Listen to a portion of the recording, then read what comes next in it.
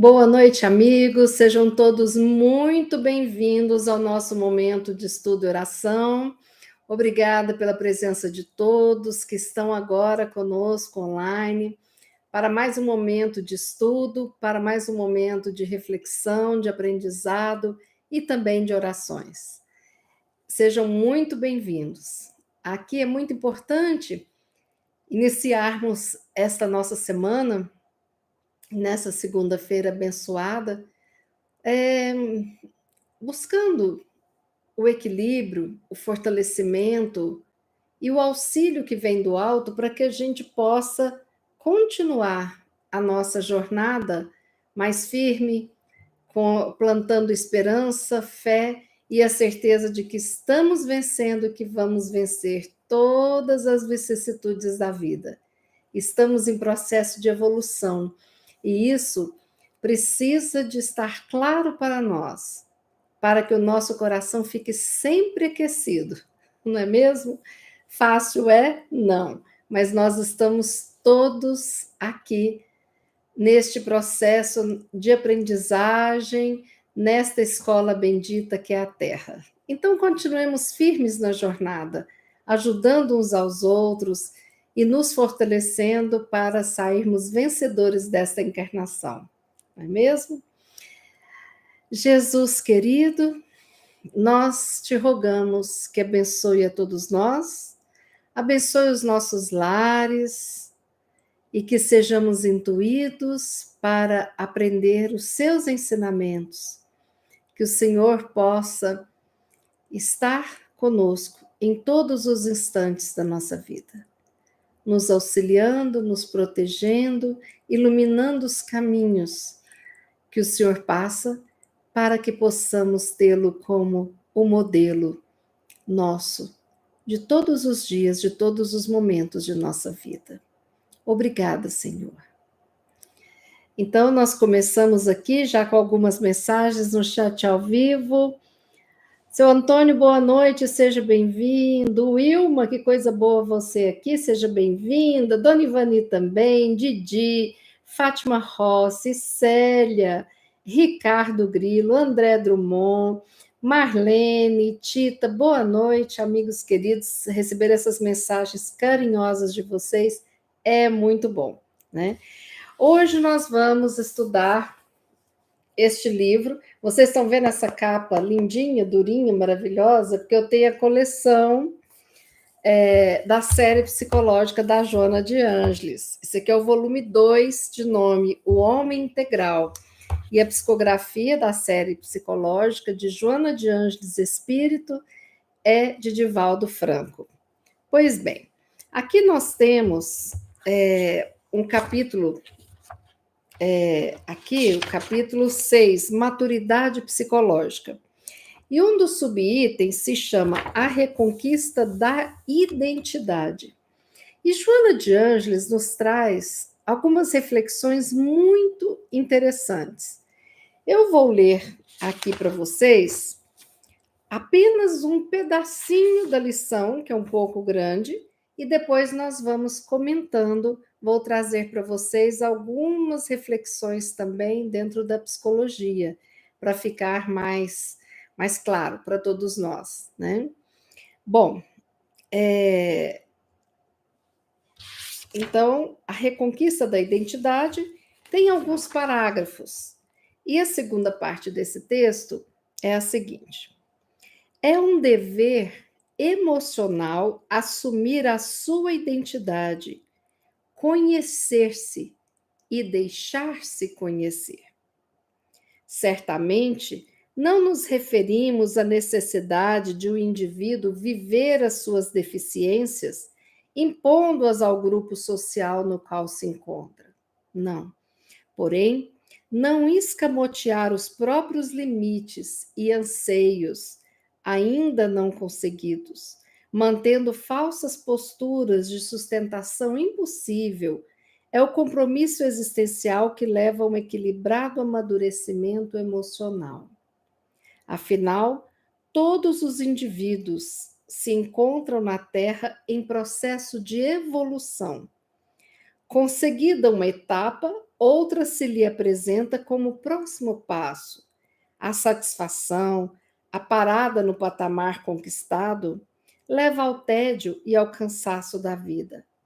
Aventurar-se no bom e profundo sentido da palavra é a estimulação de valores, revelação dos conteúdos íntimos, proposta de experiência nova. A ansiedade e a incerteza decorrentes do tentame fazem parte dos projetos da futura estabilidade psicológica, do armazenamento de dados que cooperam para uma vida estável, realizadora e feliz. Os insucessos e preocupações durante a empresa tornam-se inevitáveis e são eles que dão a verdadeira dimensão do que significa lutar, competir, estar vivo, ter uma identidade a sustentar. Deste modo, o indivíduo tem o dever de enfrentar-se, de descobrir qual é a sua identidade e, acima de tudo, aceitar-se. A aceitação faz parte do amadurecimento íntimo, no qual os inestimáveis bens da vida assomam a consciência, que passa a utilizá-los com sabedoria, engrandecendo-se na razão direta que os multiplica. A sociedade é constituída por pessoas de gostos e ideias diferentes, de estruturas psicológicas diversas, que se harmonizam em favor do todo. Das aparentes divergências surge o equilíbrio possível para uma vida saudável em grupo, na qual uns aos outros se ajudam, favorecendo o progresso comunitário. O descobrir-se que a própria identidade é única, especial, em decorrência de muitos fatores, favorece a manutenção do bem-estar íntimo, impedindo fugas atormentantes e inúteis. Quem foge da sua realidade neurotiza-se, padecendo estados oníricos de pesadelos que passam à área da consciência em forma de ameaças e desditas por acontecer, com um mundo mental povoado de fantasmas que não consegue diluir. Aceitando-se como é, possui-se estímulos para autoaprimorar-se, superando os limites e desajustes por educação, disciplina e lutas empreendidas em favor de conquistas mais expressivas. E finaliza dizendo: somente através da aceitação da sua identidade, sem disfarces, o homem, por fim, adquire o amadurecimento psicológico que o capacita para uma existência ideal, libertadora. A própria identidade é a vida manifestada em cada ser. Um pouco longo, né? Mas a gente precisa de entender direitinho. Bom, então Joana de Ângeles, ela fala aqui da necessidade de nós termos uma identidade pessoal e uma identidade única, né?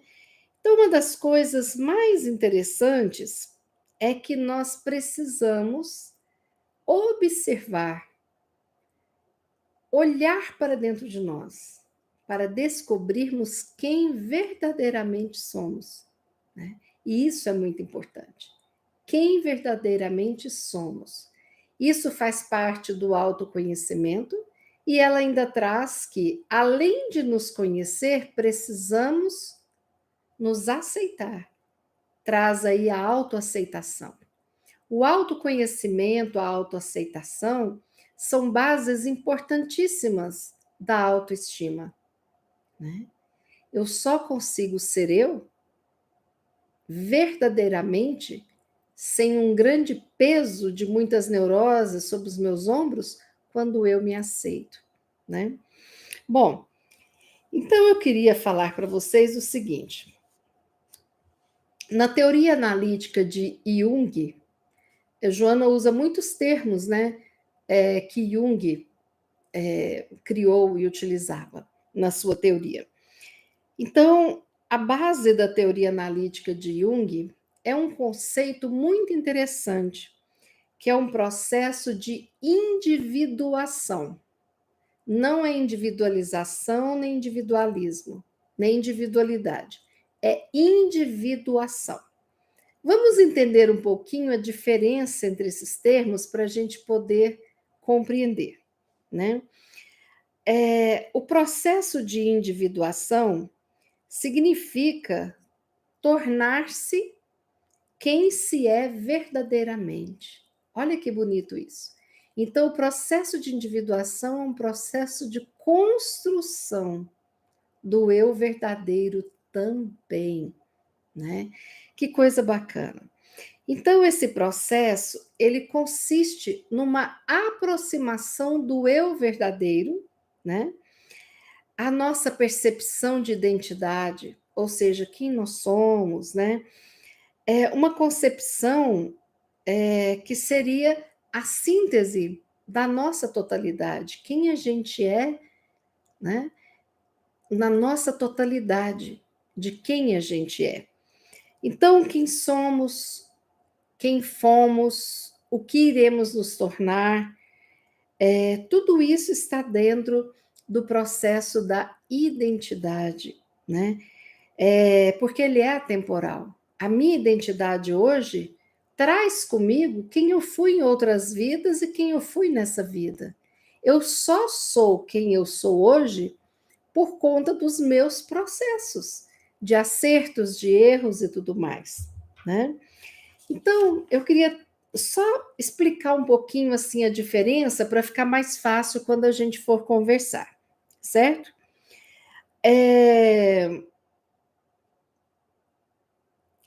A individualidade da pessoa, né? Fulano tem uma desculpa, fulano tem uma individualidade. O que é? Fulano é diferente de Beltrano. Eu sou diferente de você.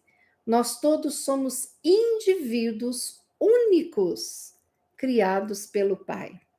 Eu posso ter uma irmã gêmea univitelina que ela será outro ser com outra identidade, outro CPF, né? E outro conjunto do que forma o eu dela. Nós temos crenças que nos auxiliam, crenças limitantes, nós temos padrões de pensamentos, de sentimentos diferenciados uns dos outros, individuais, né? Então, a individualidade é algo benéfico, é algo bom. Deus nos fez indivíduos únicos, então isso é benéfico, né? Todos nós temos na nossa individualidade os nossos gostos pessoais, os nossos hábitos, os nossos costumes, as nossas opiniões, os nossos valores, etc, né?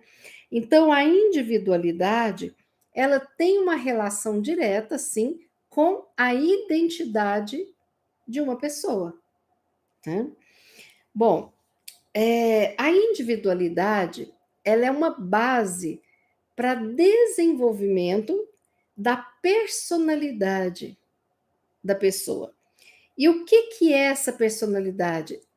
É o sistema psicológico integrado da pessoa, né? Que possibilita a formação do eu. O meu eu é diferente do seu eu, que é diferente do outro, então tem bilhões de eus diferentes no planeta Terra, encarnados por volta de 8 bilhões, né? Então isso significa o quê? Que a nossa personalidade, né, ela faz parte da nossa identidade, né, e tem a ver com a nossa individualidade. Pois bem, aí existe um processo chamado, dentro da psicologia, chamado individuação. Não é individualizar, não. Individuação. Que processo é esse? Né? É o processo onde a pessoa começa a se distinguir, a se tornar independente, a possuir a sua própria singularidade do outro. Então, o processo de individuação, a criança, quando está ali, ela vai se tornar diferente da sua mãe, diferente do seu pai, vai ser um outro ser, a criança. Então, esse processo de individuação, ele é importantíssimo, né? Porque ele está construindo, né, a identidade, a personalidade desse indivíduo, dessa pessoa, né? A individuação, que é esse processo de construção dessa individualidade, dessa singularidade, dessa independência, dessa unicidade, né? Ele é positivo. E é diferente do individualismo. O processo de individuação não é a pessoa ficar individualista, não. O individualismo é a pessoa viver para si. É uma pessoa que tem uma base egoísta, ou seja, tudo para mim, egocêntrica, eu sou o centro do universo, né? Uma individualidade que não respeita a individualidade de ninguém. Então, o individualismo, ele não é algo benéfico. Por quê? Porque ele quer tudo para si, quer ser o centro das atenções e não respeita a individualidade de ninguém, né? Então, você está numa fila, o individualista vai lá e quer furar a fila, né? Ele não está respeitando o mais idoso, ele está pegando um lugar que não pertence a ele e tudo mais, né? Então, individualismo tem a ver com egoísmo, com egocentrismo, diferente de individuação, que é a pessoa se tornar um indivíduo único, criador, né? Criatura de Deus, o Deus Pai Criador. E dentro da psicologia, por que é importantíssimo esse processo de individuação? É que essa independência vai trazer um fortalecimento, vai trazer à tona a personalidade, a individualidade que é aquela pessoa. Então, individuação é diferente de individualismo, né? Então, o que é o processo de individuar, né? Individuar significa alguém se tornar distinto do outro. Então, quando eu me distingo do meu pai, da minha mãe, e vou me tornando uma terceira pessoa diferente, eu estou neste processo de individuar, de individuação, certo? Onde um indivíduo se distingue de outro indivíduo. Então, quando a gente lembra daquela novela Mulheres de Areia, que tinha as duas gêmeas, a boazinha Ruth, a mazinha Raquel, ali o processo de individuação foi perfeito. Só que cada uma com sua personalidade, o seu eu, a sua identidade, né? Então, esse processo é muito importante, porque é o processo em que a gente assume quem a gente é, né? Então, eu posso pensar diferente dos meus pais, dos meus filhos, de todo mundo, né? Eu sou uma pessoa diferente. Por isso que uma relação a dois, de um casal, é muito importante cada um ter tido o seu processo de individuação bacana, sem individualismos, mas indivíduos que se respeitam, respeitam as suas identidades, as suas unicidades, são únicos ali, buscando somar as afinidades para que o relacionamento seja prazeroso, construtivo, né? Bom, então nós precisamos, segundo Joana, né, nós precisamos de preservar a nossa identidade, preservar a nossa individualidade, sem individualismo, sem egoísmos e egocentrismos.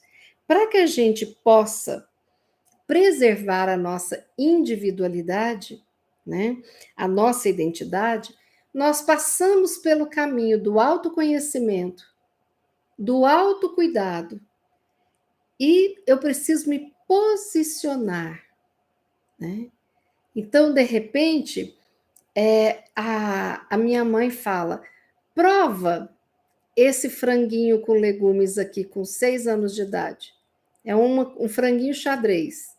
E eu posso provar e não gostar. E ela pode ter o prato predileto dela, né? Por exemplo, na minha casa eu faço jiló, só para mim, porque ninguém gosta e eu adoro, né?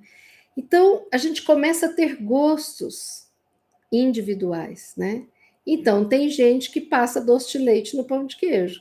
Tem gente que gosta de rechear com pernil, né? Tem gente que adora matemática, tem gente que detesta química. Tem pessoas que se identificam com a religião católica, tem pessoas que se identificam com a religião espírita. Tudo isso, processo de individuação que nos ajudou a sermos identidades distintas, veio para nos ajudar no nosso processo de evolução, né? Então, lembrando que a individualidade é benéfica, né? Porque ela tem uma relação com a identidade de um indivíduo. Os seus gostos pessoais, hábitos, costumes, opiniões, valores, tudo isso é construído neste processo de formação da minha identidade, da minha individualidade, da minha personalidade, né? Então, eu acredito que quando nós falarmos aqui em identidade, em individualidade, nós não estamos falando de egoísmo e egocentrismo. Nós estamos falando em uma identidade pessoal, né? Nós temos a nossa identidade física, nossa identidade emocional, né? Nós temos a parte da nossa trajetória espiritual, as nossas experiências sociais, né? Então você percebe que às vezes um gatinho que foi muito maltratado na rua, depois ele fica mais arisco com as pessoas. Um cãozinho também. E também uma criança, né? Então nós precisamos de prestar atenção nestes processos de individuação dos nossos filhos, dos nossos netos, das pessoas que a gente conhece. Quando eu tenho a ideia de ficar irritado, sem paciência, ou apelar com os que pensam diferente de mim, então eu não estou respeitando o processo de identidade, não estou respeitando a identidade do outro, a individualidade que ele é. E estou querendo o quê? Um individualismo baseado no egocentrismo, né? Então, nós temos que tomar cuidado com isso. Talvez uma das coisas mais difíceis que tenha na vida é o relacionar-se com maturidade, porque aí nós precisamos de saber que o outro pensa diferente de nós. E muitas vezes não é nem porque quer, é porque o processo da vida evolutivo dele foi muito diferente do nosso processo, né? Eu me lembro que meu pai, quando eu era criança, né, ele era oficial de justiça. Então, ele tinha muitos casos que ele contava para a gente ficar mais esperto, mas eram casos assim que deixavam a gente assim meio que, meu Deus, tem isso no mundo, né? E aí, é claro que a visão dele é diferente de uma visão de alguém que trabalha num clube, tipo clube de fim de semana, né? Então, o meu pai lidava com pessoas, né, com casos dentro de um processo judicial, trabalhando com juízes de vara criminal e tudo mais complicado, né? Agora, uma outra pessoa, ele pode ser o porteiro de um clube, onde as pessoas vão passar o fim de semana, as famílias estão felizes, alegres, todo mundo bem, todo mundo tranquilo. Então, aquilo todo dia de uma profissão, ele ajuda numa formação de identidade, de pensamentos, sentimentos e valores do outro, entendem?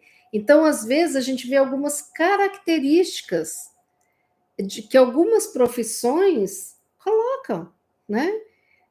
Então, eu brinco muito que, às vezes, eu tenho muita tristeza quando eu chego no aniversário, numa festa, eu estou querendo, às vezes, dançar, e alguém fala assim, conversa aqui com ela que ela é psicóloga, olha aqui, pode te ajudar. Gente, no aniversário, né? Ou senão você chega lá, tem esse dentista, eu queria te mostrar meu siso aqui para ver se eu preciso de operar, né? Não é por aí. Mas a gente traz exatamente dentro da gente essas características de acordo com a nossa profissão, né? E do momento da nossa vida. Então, hoje eu sou avó. Então, eu vejo os meus netos com outro olhar muito diferente do que eu via para os meus filhos, com muito menos medo, né? Porque hoje, com a minha idade, eu já sei que o mundo não é tão inseguro quanto eu achava quando tinha 4 filhos pequenos, né? Então, dependendo do tempo que estamos vivendo, da nossa idade, das nossas experiências, vocês vejam bem como que estarão as crianças, né, desses 2 países que estão em guerra. Como que será essa geração, né? Essa geração das crianças da Rússia, da Ucrânia, né? Como ficaram a geração dos filhos daquelas pessoas que passaram por guerras, né? Como será que foi aquela geração das pessoas no Japão depois de Hiroshima, né? Como será que ficou o nosso Brasil, né? Em épocas em que os primeiros, né, povos chegaram aqui depois dos indígenas que já habitavam aqui, né? Que eram nascidos aqui. Então, nós temos tudo isso no nosso inconsciente. E hoje? Como é que fica minha vovó, se eu tiver uma vovó de 100 anos, percebendo que eu estou fazendo vídeo, live, que a gente está falando com alguém do outro lado do mundo? Essa vovó que na época que ela nasceu, não tinha nem telefone direito, né? Era discado com telefonista e olhe lá, né? Então, nós precisamos de valorizar a nossa trajetória. Os passados que nós vivenciamos em todas as vidas, eles estão aqui dentro de nós. A nossa criança interior desta vida está aqui dentro de nós. Então, quando eu sou imaturo, psicologicamente falando, eu anulo a minha própria identidade devido a vários receios. A luta do mundo me amedronta, eu posso entrar num processo de timidez, né? Posso trazer complexos de inferioridade, e tudo isso vai aflorar e impedir eu ser quem eu realmente sou. E aí eu vou construindo máscaras, né? Fazendo de conta que está tudo bem, mas eu vou vivendo afundado em medos, em teorias internas, né? Que às vezes nada tem com a realidade mesmo, mas criadas por mim dentro deste medo de amadurecer o meu eu. E fico ali, imaturo, medo de crescer psicologicamente. Então, muitas vezes, quando a gente oculta a nossa identidade, a gente fica mascarando ela temporariamente. Então, às vezes, a pessoa que está com um grupo bem deslocado, tá, ouvindo uma música, ela vai ser assim mesmo sem gostar, para achar que só assim ela vai ser aceita naquele grupo, né? Então, a pessoa às vezes pega gestos, pega maneirismos, o jeito de falar, né? A linguagem, ideologias, né? São copiadas, porque a pessoa perdeu a sua identidade. E a pessoa passa a acreditar naquelas crenças limitantes que o mundo coloca para ela. Para você ser feliz, você tem que ter uma casa em tal lugar, porque casa em outro lugar não vai te deixar feliz, né? Ah, para você ser feliz, você tem que casar. Então, se você não casou, você está aquém da felicidade. Ah, para você ser feliz, você tem que ter filho, porque senão, né? Ah, para você ser feliz, você tem que ser concursado. Não pode ter iniciativa privada. E assim, a gente entra nessa encenação asfixiante. Por isso que a gente vem com medo de viver. Por quê? Porque nós abandonamos lá atrás a nossa identidade verdadeira. E nós não estamos dando conta de manter uma estrutura de máscaras insustentável. E nós vamos ali tentando ser quem a gente não é no fundo, né? Então, se eu sou uma pessoa que gosto de coisas simples, né? Então eu preciso de assumir isso. Eu gosto de coisas simples. Tem gente que gosta de viajar, outras pessoas não gostam de viajar. E tudo bem, não tem certo, não tem errado, né? Tem pessoas que gostam de estar ali no meio ali das pessoas perto do palco do Rock in Rio. Outros gostam de estar lá longe, né, num camarote, um lugar assim, né? E tudo bem, cada um tem um gosto pessoal, né? Mas o que nós não podemos fazer é fingir quem somos. Às vezes a gente finge por medo de não ser aceito. Nossa, se eu falar o que eu penso aqui, eu vou, né?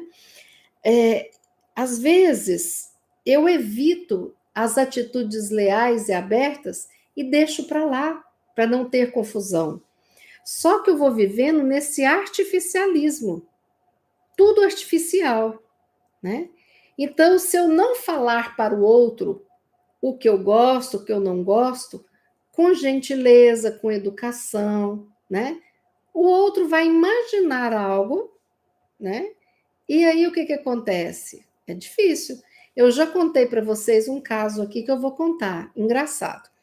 Morava em Uberlândia, tinha 4 filhos pequenos e meu marido tinha um colega de trabalho que a casa dele fazia divisa com o nosso muro, né? E um dia ele chegou lá em casa para almoçar e eu havia feito frango ao molho, né? Milho verde refogado, arroz, feijão, aquela comidinha mineira. Aí ele chegou lá, comeu, eu falei, e aí, você gostou? Tá bom o franguinho? Tá uma delícia. Eu falei, você gosta de frango assim ao molho? Gosto sim, eu como, tá ótimo. Como eu gostava, né? Eu tinha ele como se fosse um pai, me ajudava muito quando meu marido viajava tal. Eu pensei, nossa, fulano gosta de frango ao molho. Então, todas as vezes, assim, eu fazia frango ao molho uma vez por semana, normalmente. Todas as vezes que eu fazia, eu falava, meu marido, traz o fulano para vir almoçar aqui, que hoje eu fiz frango ao molho. Gente, isso foram mais ou menos uns 6 anos. Sempre chamava que ia fazer frango ao molho, ele aceitava aí, outras vezes não podia, outras vezes estava viajando, mas foram dezenas de vezes que ele foi lá em casa comer frango ao molho, né? Infelizmente, ele teve um acidente fatal e faleceu muito jovem, né? E eu senti muito, né? Meu esposo também era um amigo, um irmão que a gente tinha. Passou o velório, nós fomos visitar os filhos, né? Ainda tinha filhos adolescentes, para fazer aquela visita cordial, tal, ver se eles precisavam de alguma coisa, tal, ficar à disposição, né? E aí o que aconteceu? A filha mais velha dele fala: Bia, eu tenho que te contar uma coisa. Eu falei: o quê? Nossa, você sabia que o papai não gostava de frango? Eu fiquei branca, gelei as mãos, os pés, eu falei: o quê?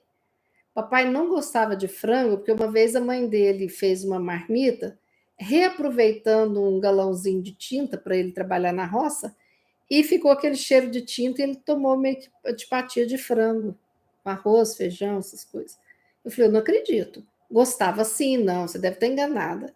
Ainda tentei. Não, não gostava. Mas ele disse que você chamava ele com tanto carinho e você imaginava que ele gostava tanto que ele não tinha coragem de recusar o convite.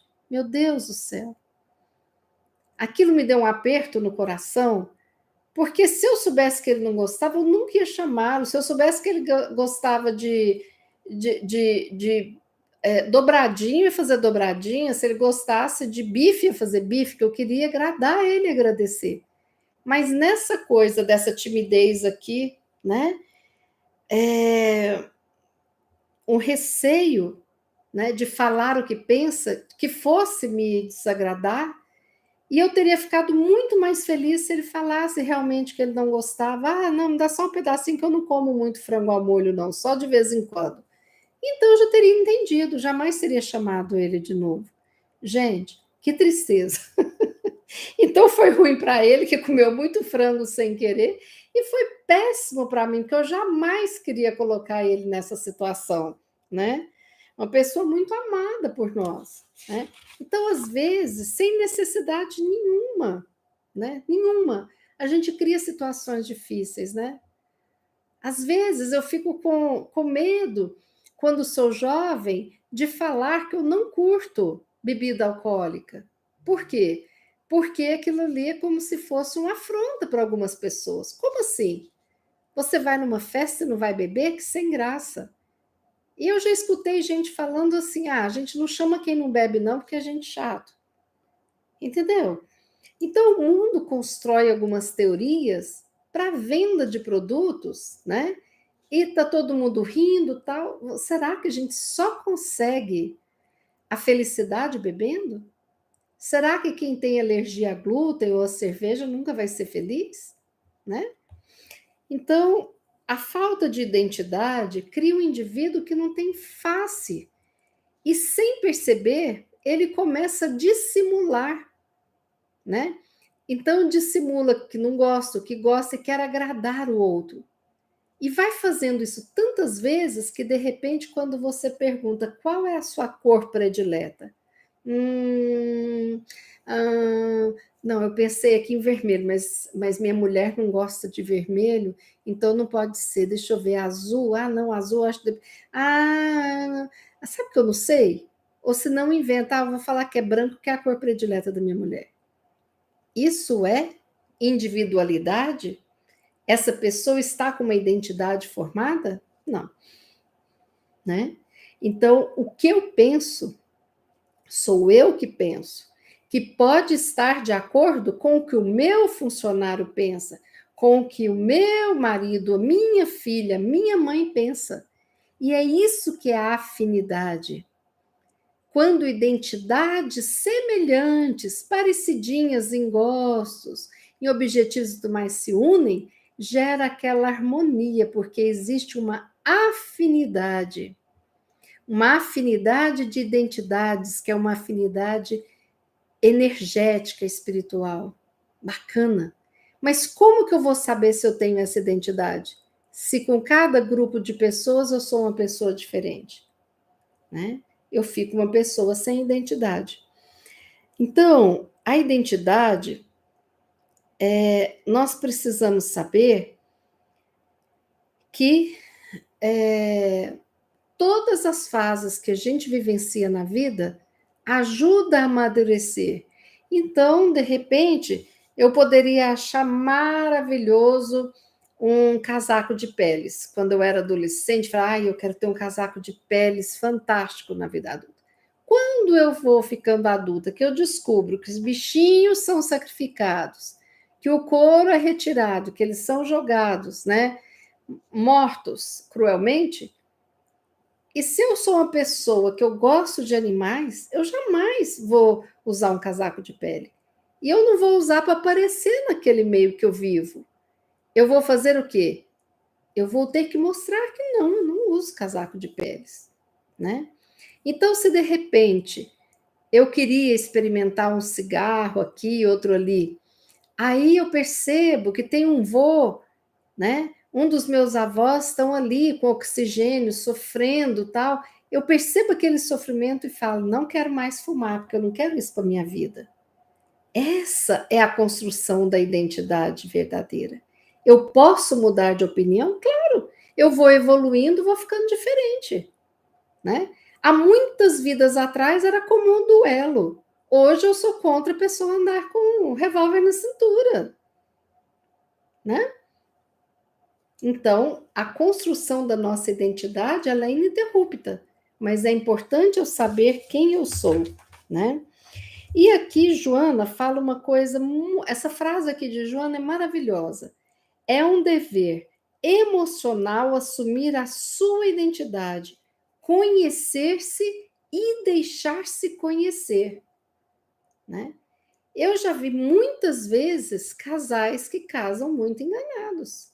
Fulano é nervoso, mas aí quando está na casa da namorada é bonzinho, arruma a cozinha e tal, mas na casa dele ele odeia, né? Então o que é isso? A pessoa não tem como me conhecer, porque se eu estou criando um personagem, não vai me conhecer, né?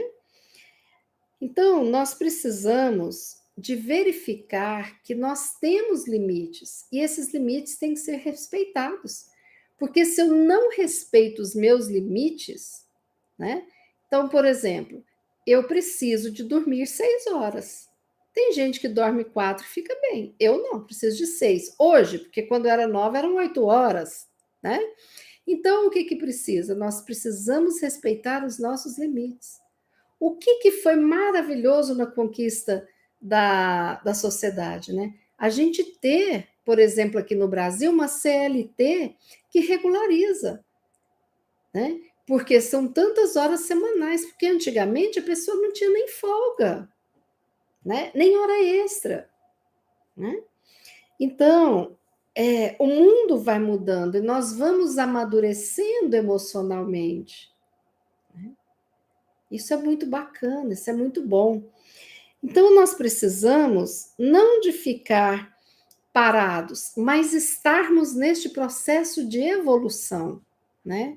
Hoje é muito difícil uma pessoa que não sabe ligar ou desligar o celular ou usar um celular para fazer uma chamada, porque fica muito isolada de tudo e de todos. Então, nós precisamos de nos aventurar. Hoje, quando eu vejo a minha tia de 88 usando o celular, olhando vídeo no YouTube de como que faz um ponto de crochê e ela fazendo forro lindo, eu fico muito orgulhosa, né? Então, quando eu vejo hoje os idosos tendo acesso ao YouTube, assistindo, por exemplo, vídeos antigos, né? Séries antigas como Tarzan e Zorro, gente, isso é uma benção. É libertador, cuida muito da solidão daquele que está em casa, esperando enquanto os outros estão trabalhando tantas vezes, né? Então, nós precisamos de lembrar que neste processo de construção da nossa identidade, a ansiedade vai chegar? Vai, tudo que é novo chega, né? Mas faz parte do processo, não precisa de se transformar em um pânico. A incerteza vai ter? Vai ter, né? Como que eu posso garantir uma coisa que eu não conheço? Então, se eu quero assistir um filme novo, como que eu vou garantir que o filme é maravilhoso? Não é. Eu posso ir pelo título, amar ou achar medíocre, né? Então, as incertezas, elas existem? Existem. Muitas vezes eu não sei quem é o outro. Tem pessoas que eu não conheço, que convivo, mas que não abrem a boca, não expressam uma opinião, você nunca sabe o que está pensando. Então, essa pessoa não me deixa conhecê-lo. E aí o que acontece? Sem conhecer, eu não sei quem é. Eu não sei dizer se tem uma afinidade, né? Então, gente, ter insucesso, ter preocupação, errar, acertar, tropeçar, cair, levantar, faz parte do processo evolutivo e do processo de individuação nosso, né? Então, nós precisamos de lembrar que a sociedade é um jardim. Todos nós temos gostos, temos ideias diferentes, estruturas psicológicas diferenciadas, mas o todo, o jardim variado, é lindo, é lindo, né? Hoje tem muitos buquês com várias flores misturadas, e isso fica maravilhoso, né? Então, às vezes, aquilo que diverge fica lindo. Eu lembro que no casamento da minha filha, ela usou flores lilás, azuis, amarelas. Roxo com amarelo, quando era criança, era tido como um pecado das cores, né? Não combinava. E ficou maravilhoso, né? Então as coisas vão evoluindo, o mundo vai evoluindo, nós vamos evoluindo. E o processo de identidade vai se firmando ao longo da vida. O que eu não posso é, eu sou assim, quando eu tenho 20 anos e morrer com 90, eu sou assim. Não, nós não somos, nós estamos. E vamos nos construindo no dia a dia. E isso é fantástico, né? Bom, então, Joana termina.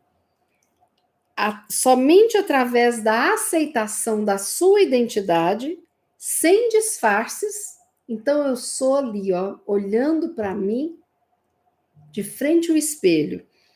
O homem adquire o amadurecimento psicológico que o capacita para uma existência ideal e libertadora. Olha que fantástico, né? Então, todo mundo que eu conheço me pergunta: por que você não vai no cruzeiro do Roberto Carlos? Porque eu não fico à vontade de navio. Não gosto muito da ideia de navio. Nunca fui, mas não gosto, não tenho vontade. Então, as pessoas às vezes me chamam para fazer uma viagem assim, né, de barco, de navio, para uma ilha e tal. Eu falei, gente, se eu gostasse de navio, eu ia no cruzeiro do Roberto Carlos, não é mesmo? Então, assim, a gente precisa de assumir o que a gente gosta, o que a gente não gosta, né? Então, eu prefiro muito mais ir no restaurante do que ir no boteco, né? Eu prefiro muito mais o cinema do que muitas baladas. Então, essa sou eu. É errado o outro? Não, não é errado. É só diferente. E os diferentes são importantes na soma de um todo, né? Porque se todo mundo for redondo, como é que a gente vai encaixar esse quebra-cabeça? Cada peça tem a sua característica peculiar e tem um espaço para ela reservado no tabuleiro ali. E nós somos pessoas, somos indivíduos e tem um espaço para cada um de nós nesse universo grande de meu Deus. E Joana termina: a própria identidade é a vida manifestada em cada ser. É isso que é a beleza.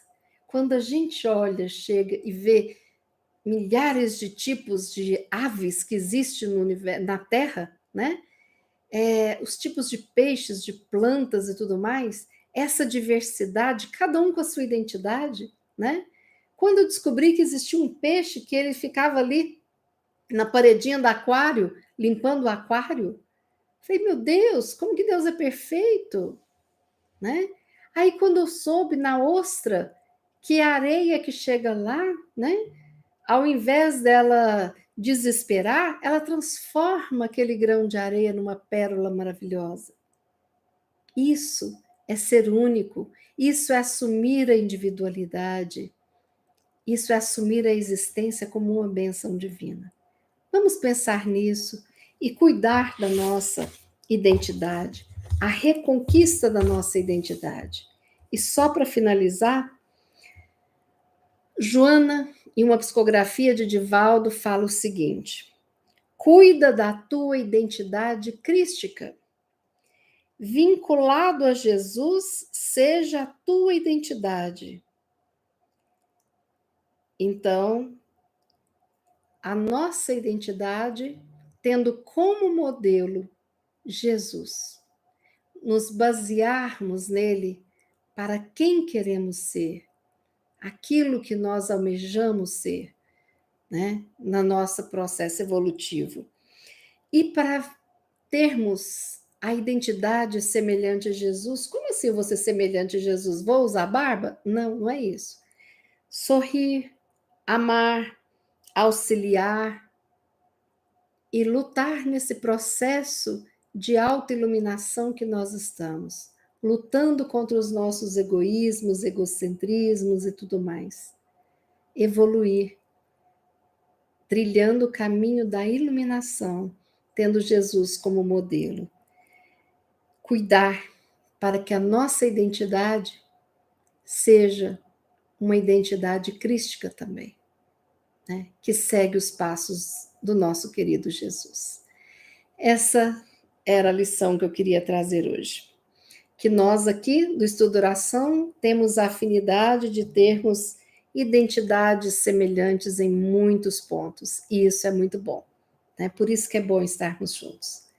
Vamos fazer a nossa prece final.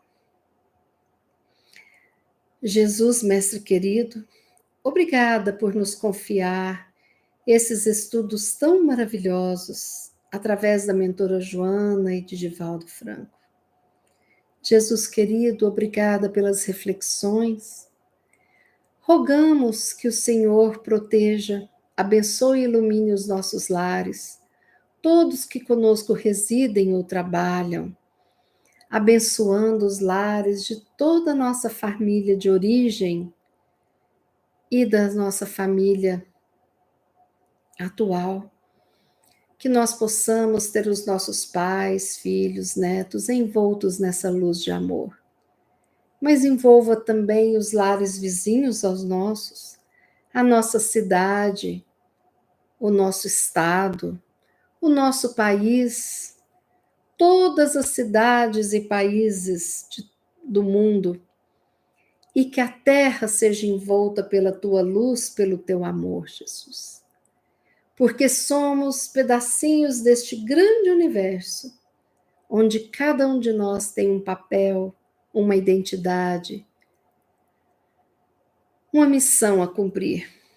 Dai-nos a força e a sabedoria para seguirmos em frente, reconstruindo a nossa identidade crística, tendo o Senhor como modelo, hoje e sempre. Abençoa, Jesus, todos os nossos irmãos que se encontram no infortúnio das doenças físicas, emocionais e espirituais.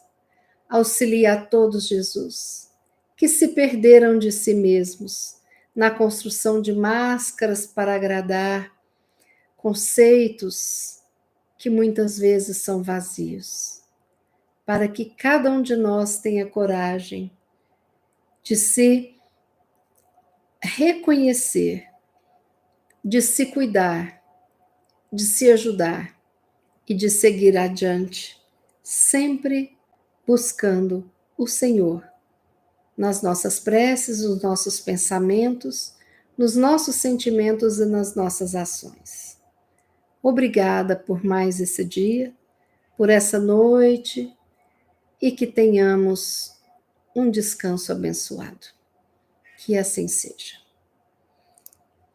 Obrigada, amigos, por estarem comigo até o final. Muito obrigada por estarem presentes no estudo e oração de hoje.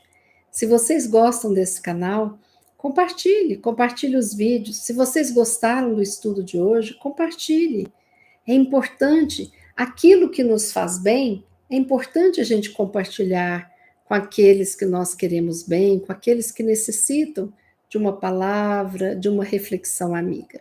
Não é mesmo? Na próxima quarta estaremos juntinhos às 20 horas. Um forte abraço, boa noite, Deus nos abençoe.